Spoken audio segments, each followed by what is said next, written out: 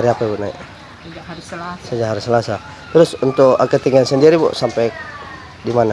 Tadi kita ke dalam, ketinggian dari papan itu Ya. meterannya sudah 110, kurang lebih 110 cm tingginya di jalanan. Itu sudah mengungsi atau bagaimana? Iya, sejak Selasa sore kami sudah ke sini.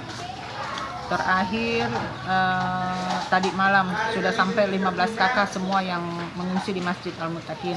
Sebagian ke rumah-rumah keluarganya. Itu 15 kakak berapa jiwa Ibu? Ada 58 jiwa. 50 jiwa. Untuk anak-anak sendiri ada berapa? Anak-anak ada 2, balita 3, ada bayi 1.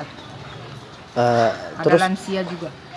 Untuk bantuan sendiri Bu seperti apa Bu? Sudah ada datang atau Banyak bagaimana? bantuan makanan, nasi bungkus banyak. Terus Tadi malam.